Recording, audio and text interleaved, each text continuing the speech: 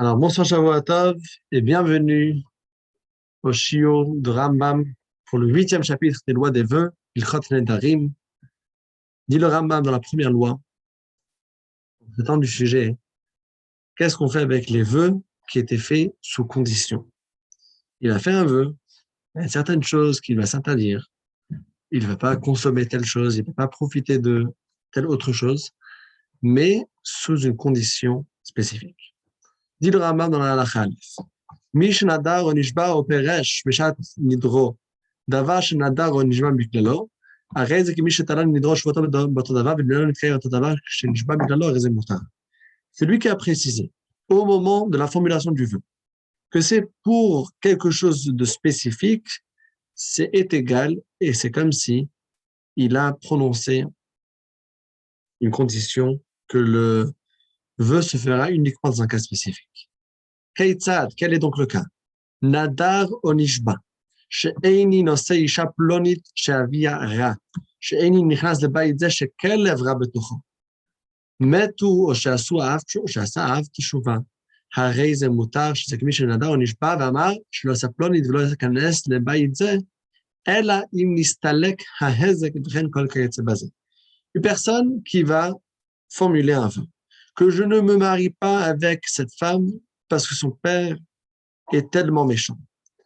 Il est mauvais. Je ne rentre pas dans telle maison parce qu'il y a un mauvais chien qui se trouve dans la maison. Alors, si le père ou le chien n'existe plus ou bien qu'il change, le père il fait teshuva par exemple, alors dans ce cas-là, il aura le droit de se marier avec sa femme sans pour autant briser son vœu. Vu que c'est comme s'il avait prononcé son vœu en disant que je ne me marie pas avec cette femme et je ne rentrerai pas dans cette maison, à moins que le problème mentionné sera solutionné. הלכה ג' dit le Rambam, כיצד? נדר נשבע, אבל הנודר או נשבע שאין נושא פונית הכעורה ונמצאת נאה, שחורה ונמצאת לבנה, קצרה ונמצאת ארוכה, קונם שאין אשתי נהנית לי שגנבה את כיסי ושיקדה את פני ונודע לו שלא גנבה ושלא יקטע. הרי זמותה ותשלום נדר טעות ובכלל נדרש גגות שהן מותרים ואין זה כתולה ונדרו בדבר ולא יתקיים הדבר, שהסיבה שבגללה לנדר לא הייתה מצויה בטעות חיה. Il y a une autre formule que là-bas, ce n'est pas seulement qu'il faudrait attendre et voir est-ce que le vœu va s'annuler ou pas, mais le vœu dès le départ n'a pas lieu. C'est dans le cas où il dit quelque chose qui est fausse dès le départ. Par exemple, il dit je fais un vœu que je ne me marie pas avec cette femme qui est moche. En fait, elle est belle. À l'époque, peut-être ils ne voyaient pas de photos avant. Et voilà, elle est courte, elle est longue. En fait, elle est longue. Je fais un vœu, ma femme n'a pas le droit de profiter de moi parce qu'elle a volé telle chose, parce qu'elle a frappé mon fils. Et il s'avère qu'en fait, c'était faux, c'était une erreur, elle n'a jamais frappé son fils, elle n'a jamais volé. Tout ça, le vœu n'a jamais eu lieu. Le vœu, il a annulé dès le départ, vu qu'au moment que c'était formulé par erreur. Al-Khadaret ve'lo'od, la mishra'a anashim merachok, ochlim te'enim shelo, ve'amar lahen הרי אין עליכם קורבן. השקעה עליהם הביט אחר, והרי נביא ואחיו, הרי אלו מותרים, אף על פי שלא פירש הסיבה שהדירן בגללה, הרי זה כמו שפירש, שהדבר מוכיח שלא אסר עליהם, אלא שהיה בדעתו, שהן זרים, וכן כל כיוצא בזה. Se pose la question, est-ce que tout ce qu'on a dit ici, qu'il fait un vœu, mais le vœu était un vœu qui était formulé par erreur, vu qu'il n'avait pas tous les faits qui étaient présents sur la table devant lui, est-ce que c'est précisément lorsqu'il a dit quelque chose, lorsqu'il a précisé quelque chose, ou bien, même s'il n'a pas précisé, il a juste dit le vœu stam, sans précision. Dit le Rambam que c'est la deuxième façon qui est juste, même s'il a mentionné le vœu, sans rajouter aucune clause, sans condition et sans précision. Par exemple, il a vu des gens qui sont en train de manger de ces figues, de loin. Et donc, il a fait un vœu que, voilà, j'interdis par la force du vœu que ces gens ne mangent pas ces figues, et ces figues, pour eux, seraient comme un corban, qui est interdit à la consommation. Et lorsqu'il arrive plus près, il voit, non, mais c'était son frère, c'était son père. Et donc, eux, c'est pas grave, ils peuvent manger les figues. Alors, est-ce qu'ils ont transgressé son vœu en mangeant les figues que le propriétaire des figues a fait un vœu dessus ou pas?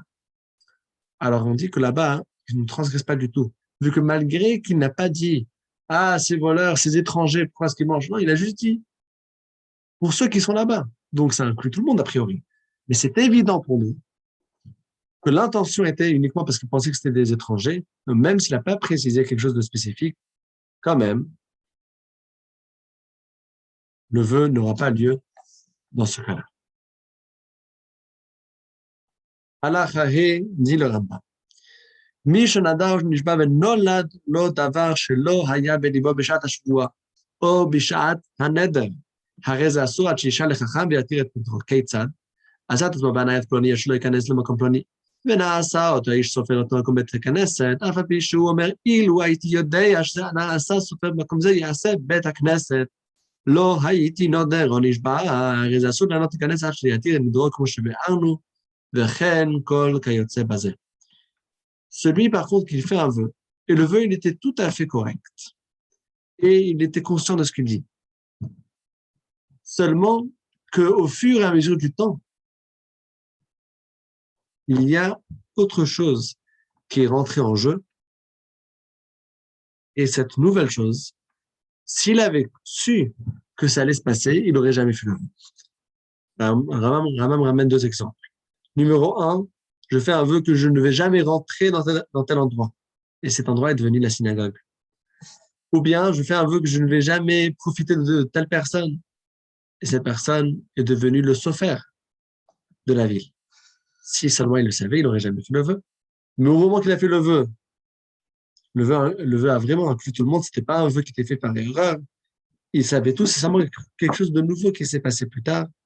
Alors, dans ce cas-là, il n'aura pas le droit de profiter jusqu'à ce qu'il ne va pas faire hatarat nedarim chez le chacham. Il faut qu'il aille chez un chacham pour annuler son vœu.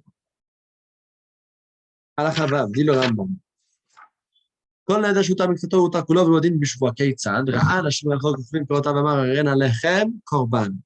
וכשהגיע אליהם והנה מאביו, אנשים זרים הואיל ואביו מותר וכולם מותרים, ואפילו אמר, אם הייתי יודע, כן, הייתי אומר, פלוני ופלוני אסורים ואביו מותר, הרי כולן מותרים. אני אומר שהגיע אליהם, כאילו אתה יודע שאביו ביניכם הייתי אומר, כולכם אסורים חוץ מאבי, הרי כולן אסורים חוץ מאביו, שהרגילה דתו שלא ייתן מקצת הנדר, אלא כמו שנדר היה נודר ומתנה על אביו.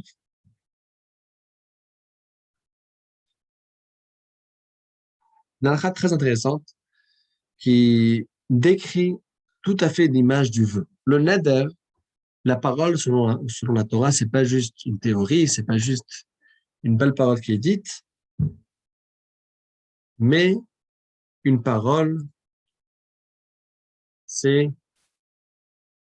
que vraiment la chose prend effet et que si on a dit quelque chose qui va me rendre interdit, ça devient vraiment interdit. Et si j'ai dit quelque chose, voilà, je le sortifie, ça devient vraiment kadosh. La parole, c'est vraiment quelque chose de concret. Et donc, si je vais faire hatarat nedarim, si je vais me libérer de mon feu chez le chacham, chez le Beddin de Troyes, alors un vœu qui est libéré partiellement est libéré entièrement. Quel est le cas? Dans le cas qu'il a vu des gens qui mangent des figues. Il a dit, voilà, je fais un neder, je fais un vœu, que ce soit comme un corban pour vous. Mais il arrive plus proche et voit que c'était son père qui mangeait, donc lui, il avait le droit, et également des étrangers. Alors, dans ce cas-là, puisque le vœu, il est annulé pour le père, un vœu qui s'annule partiellement, s'annule entièrement. Dès qu'on a ouvert le paquet, il y a toutes les plumes qui tombent. Mais ça dépend exactement comment est-ce qu'il dit. Si, lorsqu'il arrive, il dit, si je savais que mon père était là, j'aurais dit, vous êtes interdit.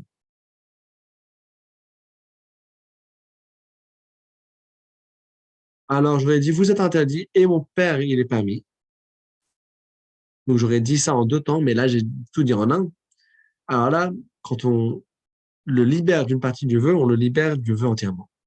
Par contre, si quand il arrive, il voit son père, il dit, j'aurais dit que tout le monde est interdit. Sauf que j'aurais rajouté une clause, j'aurais dit, sauf mon père. Dans ce cas-là, il reste toujours interdit. Tout dépend si je montre que le vœu dès le départ n'était pas valable, n'était pas juste, j'annule le vœu dès le départ, ou bien c'est juste que j'aurais rajouté une clause externe au vœu, et là, le vœu lui-même, il reste. הלכה ז' חלום היין קבל עליו מפני שהיין רע לבני מרעים. אמרו לו, הרי המיושן יפה לבני מרעים. אם אמר לי לא היית יודע, לא הייתי מתנדר. אפילו אמר לי לא היית יודע, הייתי אומר חדש אז בישן מותר בישן ובחדש. אבל אם אמר לי לא היית יודע, הייתי אומר כל היינות אסורים עליי, חוץ מהמיושן, הרי זה מותר במיושן בלבד. וכן כל כיוצא בזה.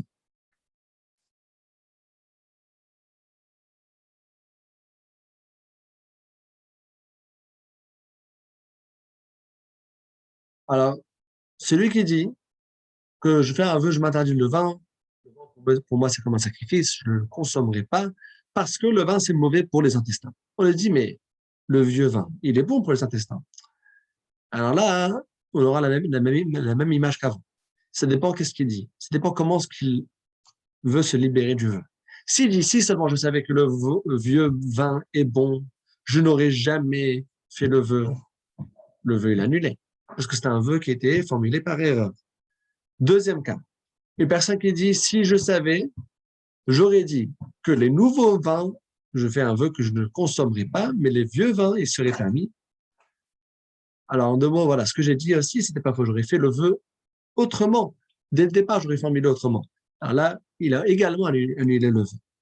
Mais s'il dit que si seulement je savais, j'aurais dit que tous les vins sont interdits, sauf les vins vieux, ça veut dire qu'il aurait maintenu le vœu comme il est, seulement qu'il aurait rajouté une clause supplémentaire, alors là, il serait permis pour le vieux vin.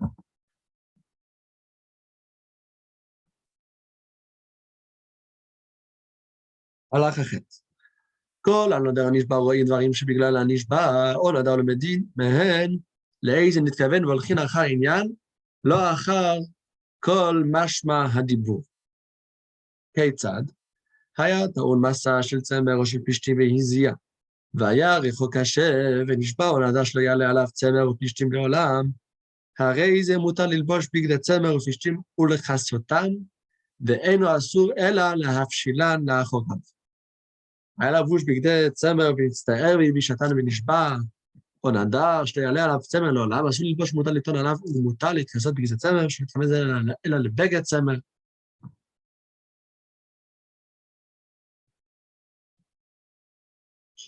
וכן כל כיוצא בזה. Alors là, on dit la chose suivante. Quand une personne formule un vœu, il faut regarder sur le sens général de son vœu. Et selon le sens, selon le contexte, on peut comprendre dans quel sens elle est son vœu.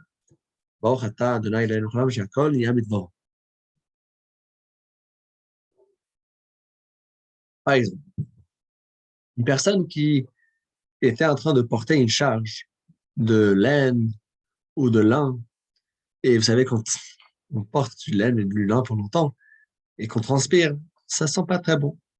Donc, il a juré que plus jamais montera sur lui de la laine ou du lin. Alors, est-ce qu'il a le droit de porter une charge de laine ou de lin? Évidemment que non. Est-ce qu'il a le droit de porter un vêtement de laine et de lin? Si je prends ces paroles au sens littéral, il n'aura pas le droit. Il avait dit, plus jamais de la laine montera sur moi. Ben, ça comprend les vêtements. L'Allah dit non, il aura le droit de porter les vêtements. Pourquoi? Parce qu'on comprend selon le contexte que c'était uniquement de la laine brute, mais pas des vêtements qui sont confectionnés de la matière de laine. Le contraire, maintenant, s'il portait des vêtements qui étaient en laine et il était mal à l'aise, c'est pas que c'était pas confortable voilà, les vêtements en laine, il a juré que plus jamais il montrera de la laine sur lui. Alors, il n'a jamais le droit de porter des vêtements de laine, mais il a le droit de porter une charge. Parce qu'il faut toujours regarder sur le contexte. Qu'est-ce qu'il avait l'intention de dire?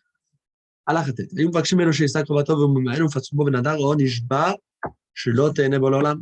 וכן גם שתשתו נשבע או נדר שלא תהנה בו לעולם, הרי אלו מותרות לענות לו שנקראתו אלא לשם אישות. Une personne qui avait des pressions de marier une certaine femme, une proche de sa famille, et jusqu'à ce que lui, il a fait un vœu qu'elle ne profitera jamais de lui. Ou bien celui qui fait divorce sa femme, et qui jure ou bien il fait un vœu que jamais ne profitera de lui, alors ces deux femmes-là, elles ont le droit de profiter de lui de tout, sauf pas se marier avec lui, parce que l'intention qu'elle avait et qu'elle ne profitera pas de moi, c'est dans le sens qu'elle ne va pas se marier avec moi. על החיות, כאילו רמב"ם מבחינת כל חברו שיסוד אצלו מעין ונשבע או נדר, שתיכנס לביתו שלא ישתה לו טיפת צונן. הרזולטה שתיכנס לביתו לשתות לו צונן, מתכוון לזה שיוכל להשתה עמו בסעודה זו, וכן כל קצב הזה. Une personne qui avait des pressions vient faire le repas avec lui, il dit, je fais un vœu que je ne veux pas rentrer chez toi. Et même une goutte d'eau, je ne veux pas prendre. Il a le droit de rentrer de boire une petite goutte d'eau, vu que l'intention est ici qu'il ne va pas rentrer pour manger avec lui. Dit le Rambam dans la halakha 11, la halakha suivante, Haomer lachavero, celui qui dit à son ami, Konam levetchar ni nichnas, vezetchar ni lokach ben menada ben mishbo met, או מחרן, לאחר, אז מותר להיכנס לבית וככה השדה מן היורש או מן הלוקח. שלא נתכוון זה כל זמן שאין ברשותו, אבל אם אמר לבית הזה איני נכנס, ושד הזה איני לוקח ומת ומחרן אחר, הרי זה אסור. Une halakha très intéressante ici, il y aura une nuance. Si la personne a dit, je fais un vœu que je ne rentrerai pas dans ta maison, dans ton champ, s'il est mort ou bien s'il a vendu le champ à quelqu'un d'autre, c'est plus ta maison. Là, il aura le droit de rentrer dedans. Par contre, s'il a dit, je fais un vœu que je ne vais pas rentrer dans cette maison, alors même s'il est mort, même s'il a vendu, cette maison, c'est resté cette maison et donc il n'aura pas le droit de rentrer dedans même plus tard. Voilà, parce qu'il considère ça comme une maison qui est devenue interdite pour lui. Halakha suivante, la halakha Yudbet.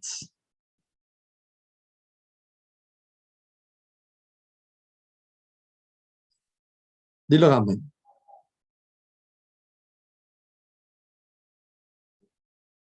אומר לחברו שילני פרתך, אמר לו, אני אין הפנויה.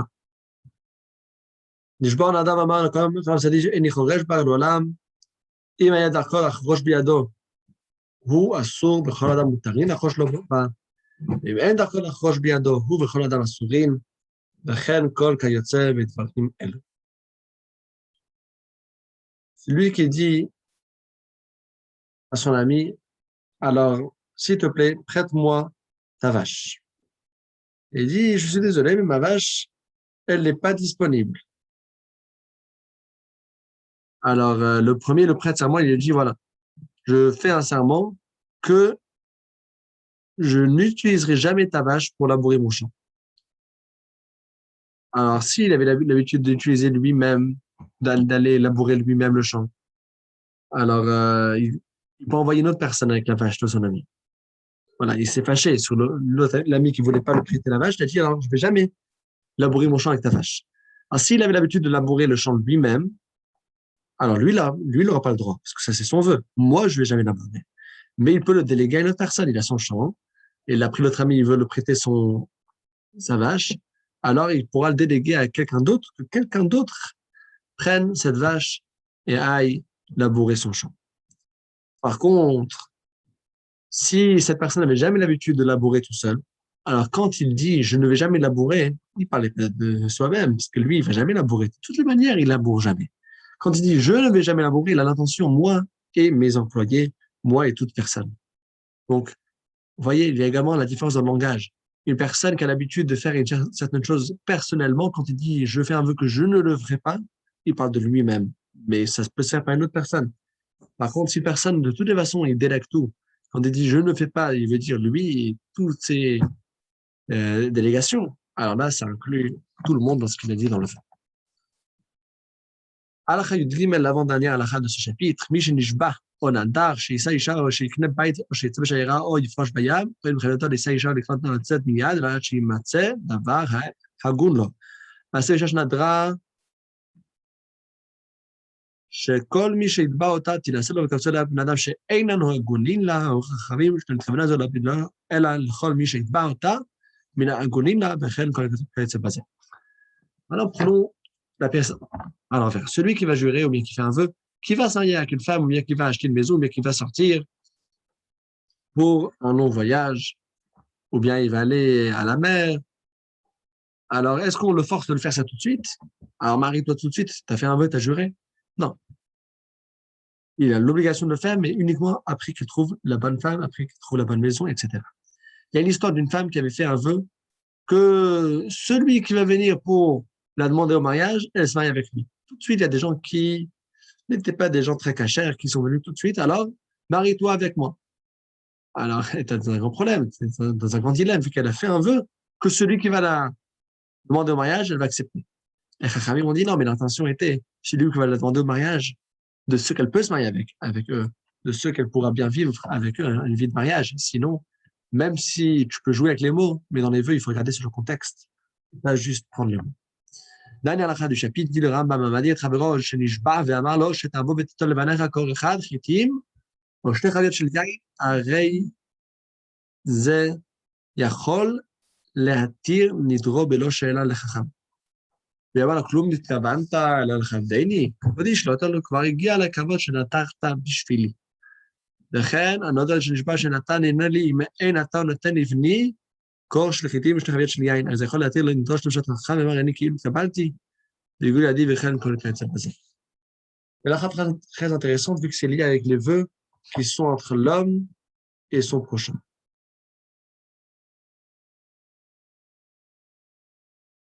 Alors, une personne qui fait un vœu, voilà, je fais un vœu que tu dois venir et prendre des récoltes, prends un corps, donc c'est une certaine mesure de blé, ou bien certains pareaux de vin. Alors, je fais un vœu que l'autre fasse quelque chose.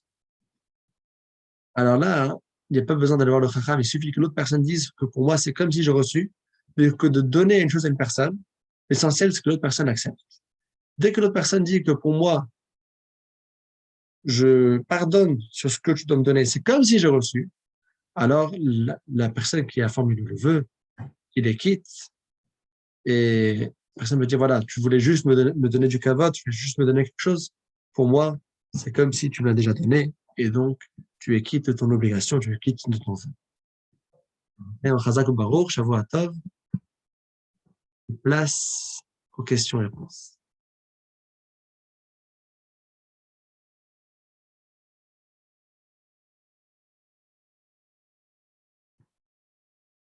Alors, a priori, le chapitre était assez facile, pas beaucoup de questions-réponses.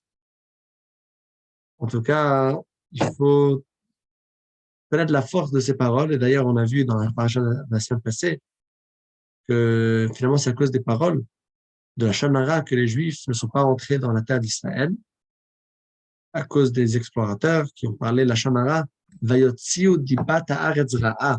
Ils ont parlé la Shana Hara sur la terre d'Israël.